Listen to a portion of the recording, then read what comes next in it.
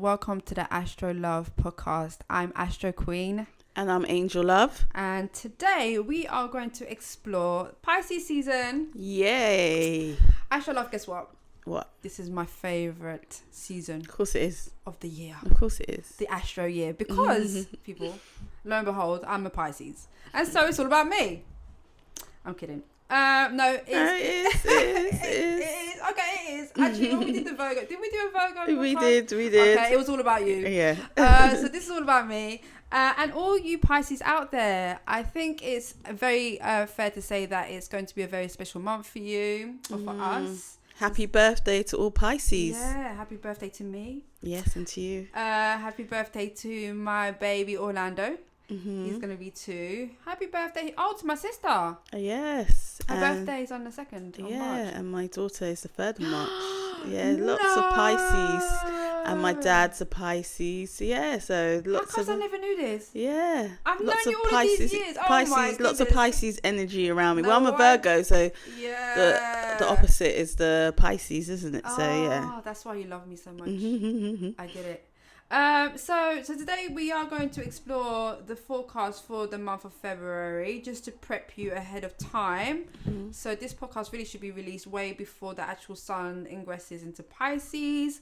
But meanwhile, I think there's a lot to look forward to. But let's just explain what Pisces energy is essentially about. I think in terms of Pisces energy, it's definitely... One of the first things I want to say is the compassion and the empathy that the energy exudes, and the level of sacrifice the energy requires you to make sometimes in order to allow for healing to take place on a greater scale. Yeah. It's definitely a sign that is of much more abstract when you compare it to the rest of the signs, because it allows you to access a spiritual realm that is obviously way beyond the earthly sphere that we currently live in as living beings. And Pisces allows you to kind of float and transition to the godliness of who we are. And sometimes we do that through prayer, through meditation, through therapy, through healing, or just really connecting with others on a deeper emotional and creative level, I guess, and a spiritual level.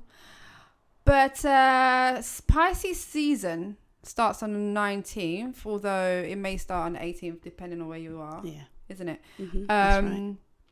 But yeah, Pisces season, it's all about tapping into your sensitivity, your intuition, imagination. Allowing your imagination to kind of run wild and to really flow with it and see what you can create with your imagination and your creativity. We definitely may experience some sensitive tides throughout the month, but this is, like I said, very good for spiritual connection and connecting to mysticism and the abstract world. It's definitely an area of life where I really enjoy being. How about you, Angela? I think I don't have that much water in my chart. Like when I say that, just like many planets in the water sign. So definitely have to use that like as my opposite, as the way, I have a lot of ground and a lot of earth. So I like to, although, I like to use my imagination and stuff, I need a bit more water in my life. I guess that's where you come. That's where I come in. Yeah, like my opposite. Yeah. And, and tapping into my imagination and different ways of working, because, I'm very mercurial. So, I guess with Mercury in Pisces, it doesn't do as well as in Virgo, but there's a different way of communicating, so it's not like it's a really bad thing. It's just learning different ways of communicating. So I do like the Pisces energy, but I prefer Virgo. But I like Pisces. I'm only joking. I like all. We have to embrace all of the signs within us and learn how to utilize the energy. I think that's going to make us whole and serve better as human beings, just being able to tap into all the energy that's around us. And I think that's something I have come to really try and do lately is to integrate every single planet and to do my best to appreciate them and respect them on the same level and not disregard any. And then obviously that comes with the signs as well. But what was I going to say? So in terms of the forecast, should we just go ahead and see what the month is saying? Yeah, let's see what this Pisces season has in store for us. I wonder if it's going to be rainy. Yeah, I hope not. I wonder if it's going to be rainy. We'll see. But yeah, so the 18th or the 19th is when the sun enters Pisces. So this is where we're going to experience an influx or a heightened state of imagination and care and intuition and compassion for one another. We got to remember as well that Pisces is quite a gentle sign. Yeah. So it's not going to be like an Aries force. It's going to be much more subtle in terms of how we execute our the Pisces energy. So definitely we're going to tap into the subconscious mind a lot more and kind of lead with that a lot more. But yeah, this is going to be a period where our intuition is much more heightened for the month, like I said. And it's going to be a time for releasing and surrendering as well. Definitely a lot of self-care involved in that with that Pisces energy. Like get yourself pampered and like a nice spa thing going on. It's funny you should say that because actually that's one of my birthday presents. Nice. A day in the spa. Oh, that's so good. Yeah, so that's perfect. What else is going on? So the moon enters Cancer that day. So take care of what makes you feel secure in and around you, whether that's your home or your living space, whatever makes you comfortable. For the 2.5 days that the moon is in Cancer, very good to be around family and to eat, good wholesome foods and to be pampered or pamper yourself. Definitely. Sounds could be quite an emotional day, so I think like that self-care, pampering yourself is very much needed. Especially with the Pisces sun being there. So what else? That's the 18th. Yeah, 18th, 19th. Yeah, and then the moon's gonna sextile. The moon in Cancer will sextile Jupiter in Taurus on the 19th, so that should be nice. In terms of just having your options opening up for you. You be careful not to eat too much, I guess. With that Jupiter expanding, that's going to be hard, isn't it? Especially with that it's the moon in Cancer, right? Well, Cancer are the feeders. Come to my house. I'm a Cancer rising. Come to my house. Cooks. You are welcome. Don't overindulge with that one. But that should be nice though. I think because Jupiter's in Taurus, it's all about sensuality and like kind of pleasures and really meeting your needs in that way. So, but it's a sextile, so that's going to be nice opportunities for like food and experiences and even learning as well about yourself and your roots and your ancestry, perhaps. Okay. What else? What's another important time? The 21st, the moon enters Leo. Oh, this really is my month. Because I'm moon in Leo. Yeah, you're Leo rising, aren't you? I'm a Leo moon. You're Leo moon, okay. So this is where playtime takes place and we start to really appreciate our childlike sides. Yeah, our inner child. Don't be afraid to have fun, to be goofy and to just be around your children or your nieces and nephews and just, take center stage in that way. So that should be cool. Venus in Aquarius conjunct Mars in Aquarius. Oh, that's gonna be powerful. What date is that? On the 22nd. On the 22nd, okay. Yeah. Date night. Yeah, that one's Unconventional date night. Just because it's Aquarius. Yeah. You could eat. I think me and my partner will probably have a date night. Online. Considering we've got no other choice. Or do something really, really different that you haven't done before. Very different, yeah. Like online games as well, maybe with your partner. But definitely good for romance. Yeah, there's a really good museum. Is it Museum of Balloons or Balloons Museum? What's this? There's this event and there's all it's just a balloons and it's in London Bridge, and you just go home. It's so good. Like there's balls that you can just jump in, and that's different, unconventional, like a date night, having fun, just doing something different that you haven't done. It's for adults and children. So yeah, so you can I go. didn't know, but is this new? It's been extended till April, so it was ending in February, so it's been around. Oh my yeah. God. So what's it called? Museum of the Balloons or something. That's dope. I need to check that out because that's not far from me. So Yeah. So I said, I'm definitely gonna go check that out. I've heard really good things about it, so I'm down. Okay, and then of course, on the 23rd is my birthday, but also it's when Mercury enters Pisces. Oh gosh, we've got to do something different, isn't it? And I have no talking on that day. We will do sign language. Because yeah. But guess what? I also have Mercury in Pisces, so to me, this has been like being at home, just on a mental sphere. So Mercury rules communication, connected to the mind and the intellect, and also has a lot of say around how we commute and things like that. But when Mercury enters Pisces for about 4 weeks, I think, I don't even know. How long does this stay at one side? I'm so bad with like timings and stuff, but for the weeks that he's there, our imagination increases mentally, not just kind of intuitively, if that makes sense. It's a very mental, very aware, very conscious way of navigating mentally. So just be mindful that, you can tap into your creative ideas and apply that into your projects, your businesses, the way you connect with people.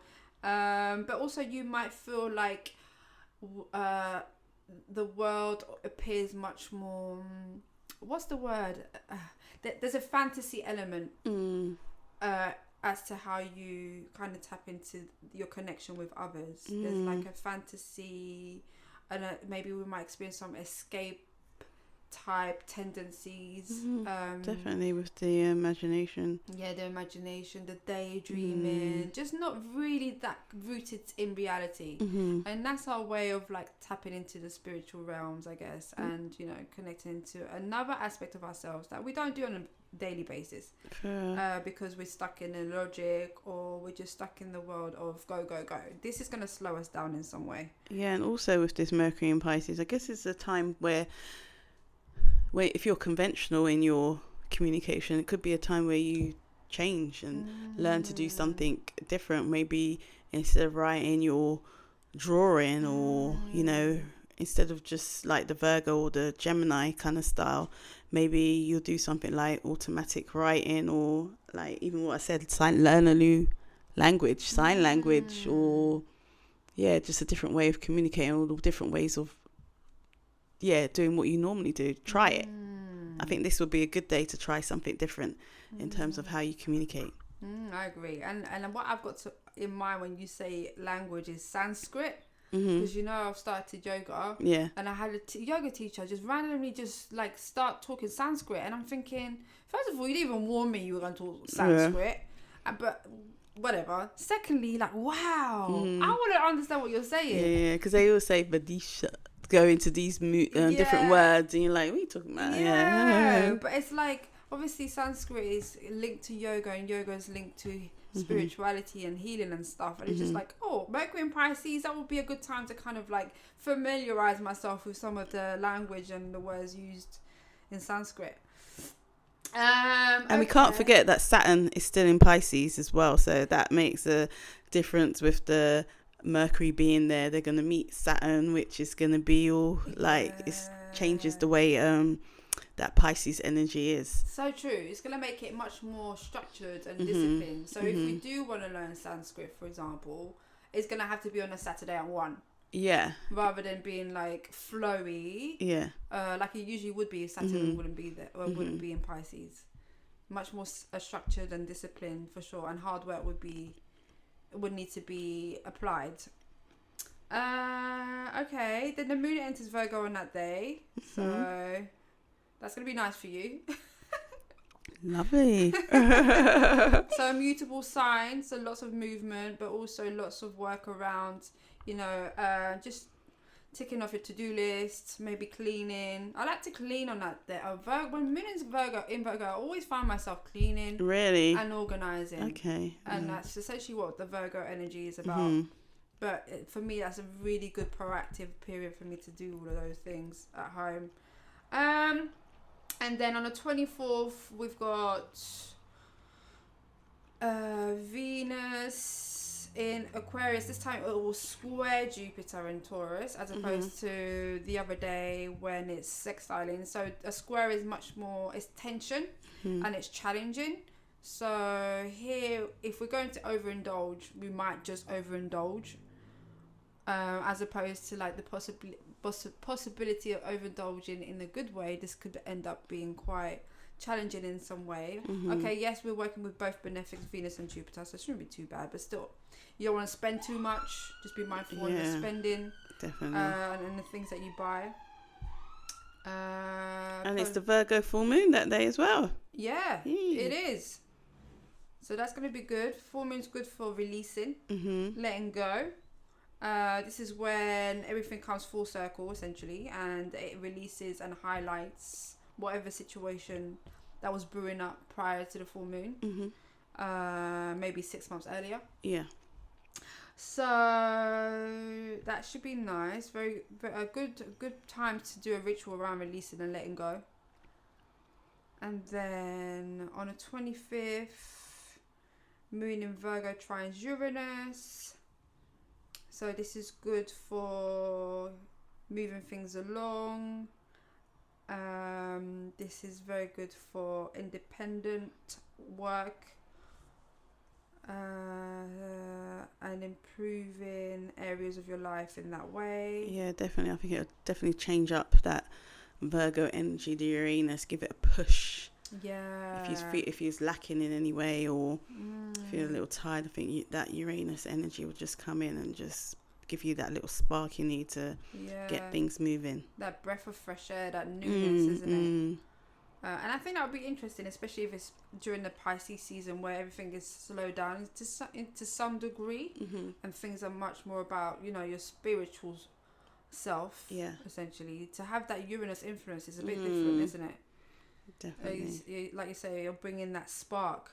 And then on the 26th, the moon enters Libra. I do like Libra energy. I like all energies, obviously, but Libra energy is nice. Good for peace and harmony and establishing a sense of balance.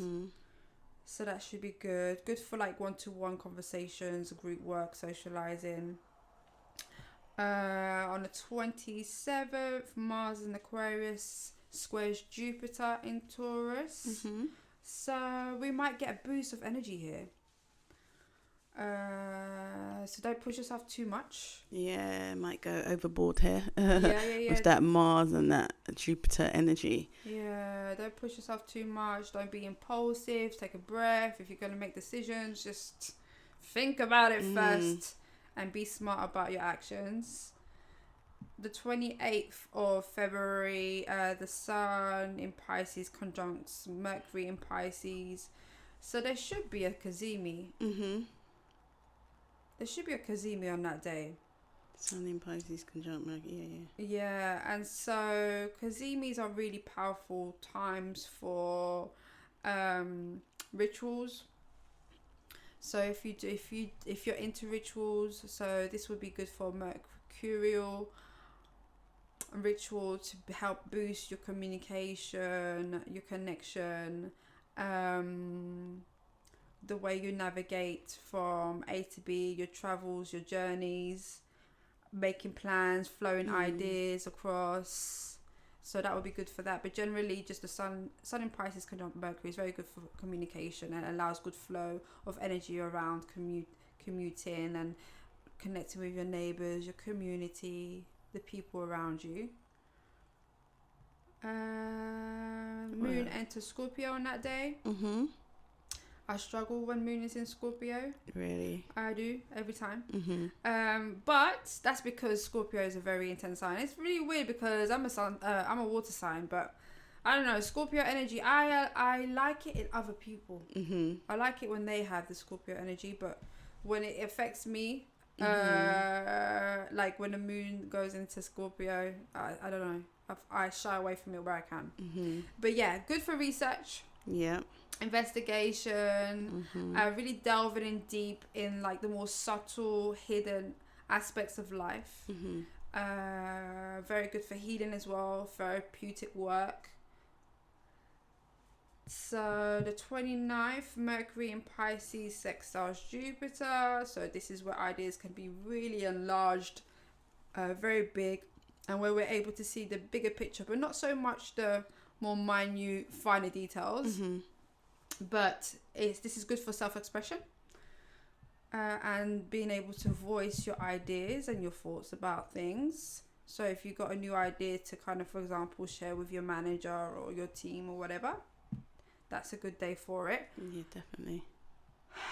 What else? On the 2nd of March, the moon enters Sagittarius. Yeah. Good for travel, mentally or physically. Good for partying. Yeah. Being wild, expressing your wild side. The moon in Sagittarius also sextiles Pluto in Aquarius, so just be mindful of that. Aquarius is a very powerful, transformative planet. So just make sure that you're able to embrace your personal power. And yeah, it's a good time to invest in yourself, invest in transforming yourself, particularly with the moon sextiling Pluto. On the 3rd of March, we have the last quarter moon in Sagittarius. So there you can spend the time cleaning up, clearing away your space, getting rid of whatever it is that you no longer use, to make space for new opportunities to come into your life. Yeah, sounds like a feng shui day. Yeah, exactly. On the 4th, we've got the moon entering Capricorn. I do like that. I like moon in Capricorn. You feel like grounded. Yeah, because like you, I don't have no earth. You don't have no water, I don't have no earth. So every time the moon is in an earth sign, I'm just like, so grounding. So this is where you think about the direction you're going to when the moon is in Capricorn. It's an earth sign, so it's very centered around work and stability, and just grounding that area of your life in some way, and being, applying some sense of discipline in your life for the 2.5 days that the moon is in Capricorn. And then on the 5th, the moon in Capricorn sextiles the sun in Pisces. That sounds nice. Yeah, it does. Isn't it? Just very nice overall in terms of like just this grounding energy. And there's going to be like a reception because Saturn is in Pisces, and then the moon is in Saturn's sign. So meaning that the sun, the ruler of Capricorn and the ruler of Pisces are in each other's signs.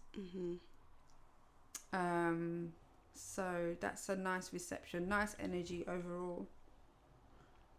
What else? The moon enters Aquarius on the 6th, so this is good for socializing and nurturing your friends and allowing a new energy around, your networking to take place, allowing for opportunities to take place, and just being much more outwardly in your expression. We might find on the 2.5 days that the moon's in Aquarius, we're much more tapped into social media and just wanting to connect and do some outreach and things like that. And then what else? On the 8th, Mercury in Pisces conjuncts Neptune. Oh, that's gonna be very dreamy. Yeah, very. Sounds like a nice lucid dream. I just came to mind, lucid dreaming. Yeah, exactly. Oh yeah, if you want to practice something alternative like that, lucid dreaming, OBs, out of body experiences, very good. Dream diaries. We're probably gonna be dreaming a lot around this time, actually. Get your journals ready. Yeah, get your journals out. Moon enters Pisces on that day also. So we might, again, that's going to really exacerbate the expression of Mercury conjunct Neptune as well. Just more dreamy, reflective, compassionate, sensitive. On the 9th, Mercury enters Aries. Ooh, That changes the dynamic a bit now. Definitely. This is express yourself time. Yes, this is I am independent time. Yeah, no holding back. Exactly. Live and direct with the Aries energy. So Mercury in Aries is not going to hold back. It's not going to think first. It's going to take action. Based on the ideas that we've got, action is going to be much more important than sitting down and reflecting on things. Good day to start something. Yeah, exactly. Something that needs a lot of energy, a lot of that strength to get things moving. Okay, and then on the 10th we've got a Pisces new moon. So this is good for allowing space for new beginnings, new opportunities, particularly new opportunities that are centered around Piscean pursuits. Then the moon enters Aries on that day as well. Oh, that's quite interesting. Actually, that's a good day to start something because it's got Aries sextile Pluto. So there's some powerful energy going on there on that new moon. We need to keep an eye on the 10th. So Pisces new moon, the moon enters Aries, so lots of enthusiasm, excitement, lots of willingness to start new ventures. That's good. On the 11th, Venus enters Pisces. That's going to be beautiful, very romantic, craving spiritual connections with people that we admire, people that we love, or people that we're attracted to. But it definitely will heighten our understanding of others, of situations. It's very gentle, it's compassionate. So that's going to be nice. On the 12th, the moon enters Taurus. The moon is exalted in Taurus, so that's really good. This is nice for us to be able to comfort ourselves with the things that we enjoy, the pleasures that we enjoy. So good food, a bathrobe, pampering ourselves, being lazy. Yeah. And if you have a partner, do it together. Lazy together. Be Pamper lazy yourselves together. Yeah, watch a movie. On the 14th, the moon in Taurus squares Mars, so be mindful. Tempers might be short here. So good for exercise and gym and just soothing the nervous system. Where there is potential for arguments just because of that squared attention between the moon and Mars. And on that day, the moon enters Gemini. So active minds, active bodies. Maybe lots of walking or commuting around.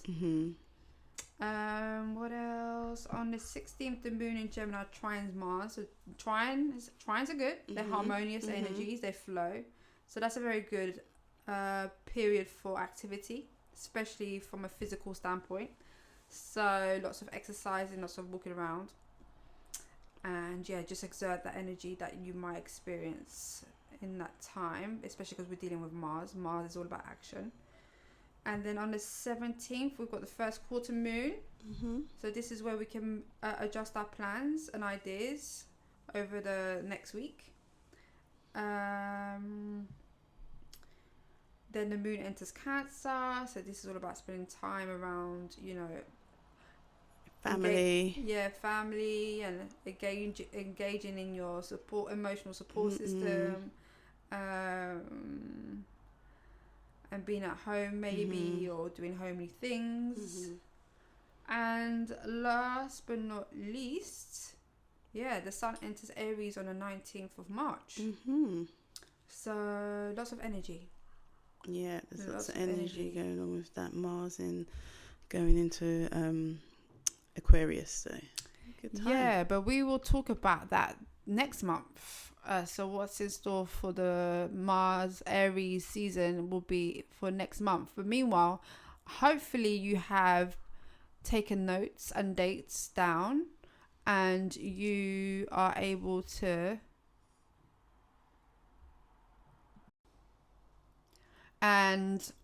that's it. This is the forecast for February. The sun in Pisces. Hope you enjoyed. Like I said, hope you had your pen and paper at the ready. And on that note, I'm AstroQueen. And I'm AngelLove. And please don't forget to follow us on AstroLove_pod on Instagram. And that's it. I think we're out. We're out. Peace. Peace.